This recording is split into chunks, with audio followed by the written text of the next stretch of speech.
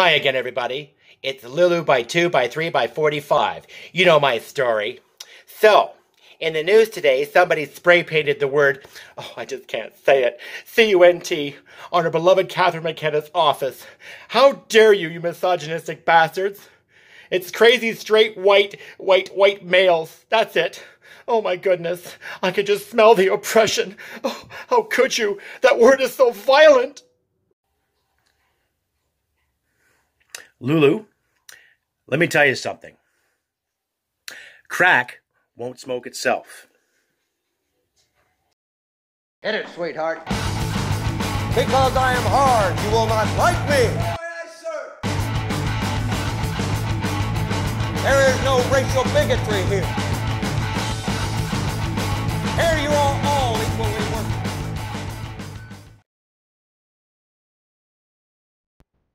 Welcome, ladies and gentlemen, to another episode of the CrustyCanuck. I'm your host, Krusty, and yes, we are discussing the whole impact or the social complexities of the C word. Yes, you guessed it. See you next Tuesday or Thursday, whatever you prefer, being called or spray painted on Miss McKenna's office. Now, personally, I don't really care what words are used in the name of politics or progress. I like to think I'm a little, more mature than worrying about name calling, But when you look at the dynamic of how the media pounced on that situation, especially in regards to Miss McKenna, I don't know what to say. Honestly, when you look at someone being called, well, fuck it, I'll say it. When you call someone a cunt, there's usually something wrong with that. But then again, when you call anybody a name, it's either in a term of endearment or sarcasm or insult, what have you. Now, what gets me with the whole situation is that I personally think it's wrong to vandalize anyone's property. And it doesn't matter if you say the word dick or bastard or prick or douche or flaccid pud pounder on anyone's property, vehicle, office, window. There's something wrong. Now, the way the CBC spinned it and other media outlets, saying that, it's an insult to women everywhere. Well, it is an insulting thing to say to women. It is. But it's also equally insulting to call a guy a bastard or to call a guy a dick. Now, when you get a bunch of men together calling each other names, it's usually a camaraderie kind of thing, Now, let's say the tables were turned and Miss McKenna's position was held by a male politician, and someone wrote the word cocksucker on his window, or dick, or bastard, or commie, or douche. Would he get the same praise?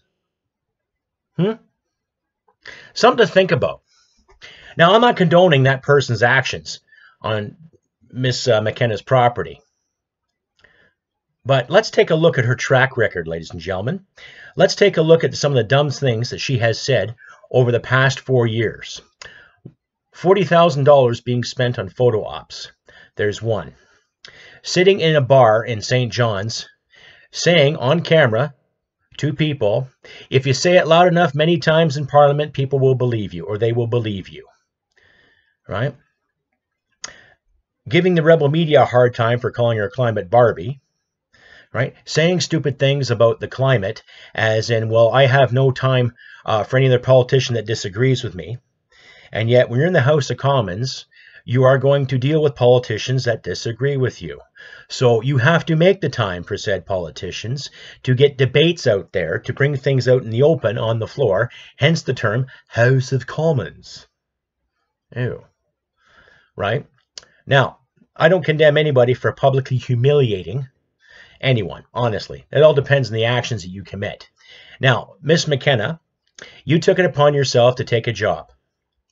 That job consists of looking after the environment of this country, or Ministry of the Environment and Climate Change. What kind of plans did you put forward to help us with this climate crisis? What kind of plans did you present to the Canadian people to help us with said climate crisis? Are there plans on backup to help farmers? Instead of burning diesel, burn something else? Are there plans for truckers to burn something other than diesel, to bring goods and services to our markets? Or are you just going to sit there and stomp your feet and cry rampant sexism because someone called you and said to you, see you next Tuesday? It's a legitimate question, ma'am. I highly suggest you answer it. Because if you're going to take anywhere from 40 to 50 cents from every Canadian to fill up a liter of gasoline, or an extra 2, 3, 4, in some parts of the country, $5 extra a day to heat our homes, we want to know what the plan is. So when you sit there and rally the media and say, oh, this is an attack on women, this is an attack on female politicians, no, it's an attack on you and your stupidity. It has nothing to do with what's between your legs or what gender you represent. It is your actions, and you're being called on it. That's it. Now, I'd say it's, well, bad taste for said individual that spray painted or painted, that dirty word, on your office window. But who's to say it was a man that did it? Have you ever seen a teenage girl catfight? Lots of words come to mind when you see the two girls rolling around the floor. And some of you guys know what I'm talking about. So, that being said, Miss McKenna, you're not a victim. You're not. Okay? I have personally worked for some great females in my life. Why? Well, they're offering me a job. They built a business from ground up. This comes from my teenage years. Plus, in my early 20s, one of my supervisors was female. Why? Well, I don't know. She took a job when she was 17, and by the time she was 30 years old, she was a manager. She hired me. Right? And she overcame obstacles. She was called names. She was called heinous things. But she managed, she did manage the grocery store at the time. I don't know what she's doing now. But you see my point. You're not a victim. Okay? You're in the public spotlight. You were caught saying some stupid things. I'm not justifying what happened to your property, nor am I justifying anyone doing that sort of thing, or condoning it. However, proof is in the pudding. Do the math. You've given Canadians no concrete proof of what you plan to do with this catastrophe. You've stomped your feet, screamed and yelled at Parliament, we need money, we need money. So your boss can spend it in Africa, or spend it here, or spend it there, and not in Canada. Go figure. So you really can't blame someone telling you they'll see you next Thursday. Honestly. You're not a victim, Miss McKenna. You're not. If you are a victim, it's of your own bullshit. Think about it, will ya? Really. And for everybody that took her side and said, oh, what an atrocity this is. Oh my goodness, what about, it's so sexist. No, it's not. It's not sexist to speak your mind. I would say the tact was pretty bad.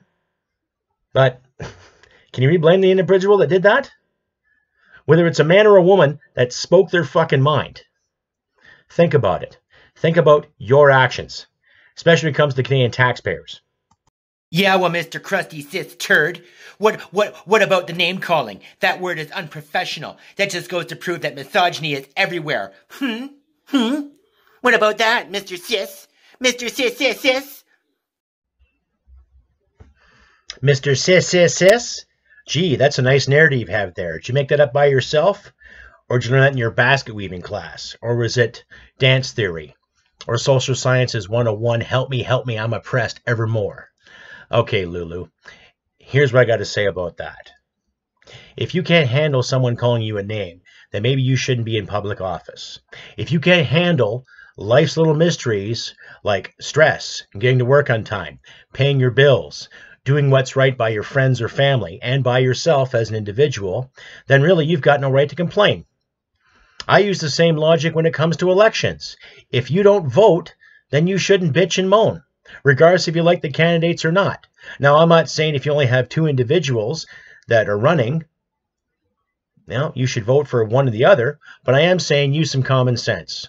Now, when it comes to the word, okay, I'll say it, wait for it, cunt, or see you next Tuesday or next Thursday, whatever you prefer, okay, yeah, it can be derogatory. But if you're going to stand on a public platform and demand with no solutions to said problem, or if there really is a problem, what do you expect to hear? What do you expect people to say? Oh, hi, Miss McKenna. Come on over. Let's have a cup of coffee. Care to smoke a joint? Would you like to pet my dog? Perhaps pet my kitty? Do the math. Lulu, I don't care how you live your life. Knock yourself out, girl. Guy. Starship captain. Barista. Was it? Anyhow. Miss Lulu, 2x3 by 4 and 6. I don't care what you do. You're not oppressed. And people like yourself, you're not oppressed. You have every right to flourish in this country. You have every right to do what you want to do. And just because there are people out there that say bad words and say terrible things doesn't mean your life's going to change. Okay? No one's going to harass your lifestyle. No one's going to go out of their way to harm you. And if those people out there that do, well, see, they get penalized. But if someone has an opinion on something and someone drops a C word or an F word or a T word or whatever other words come to mind, right? Due diligence. Right? I think our government's a joke. There's unqualified people calling the shots for you and me and for the rest of us. And for what? For progress? For freedom? For sanctity? No. And the social spectrum is being under fire too. You can't say this because this group is offended. Can't say that because that group's offended. Can't do this, can't do that. Oh my God, can't scratch your balls, can't pick your nose. Well, have a good cry. Well, then don't have a good cry because it proves you're not an adult. And yet all these people that protest all these wonderful things like words and biology and science, oh my goodness, they're so wrong. Anyhow, to all the Lulus out there, to all the people out there that represent this, represent that, freedom of speech is paramount. Freedom of thought is paramount. Freedom of expression is paramount. If you don't want that, then go live elsewhere. Go live in a country where you can be told what to think and what to do 24/7. Okay? People in my circle of life aren't condemning anybody who is trans. They're not going out of the way to call female politicians the C word. They're not going out of the way to call male politicians the D word. Right? But a lot of us sane people, and I will say sane, blue collar, common folk, doesn't matter if you're white, black, pink, purple, Asian, brown, whatever you identify with, are getting tired of the narrative. Okay? I'll say again, Miss McKenna, you're not a victim, just a victim of your own bullshit. Okay? To all the kids out there that are protesting bad words in general because someone has an opinion over biology compared to your fantasy dream world, right? You're bringing it upon yourselves. How else do I say it? Right? You don't need a science degree to figure out the difference between a man and a woman. It's obvious. It's self-explanatory. Grade 10 biology did it for me. How about you? Anyhow, enough of this rambling on about rights and feelings and words. Words are paramount. Period.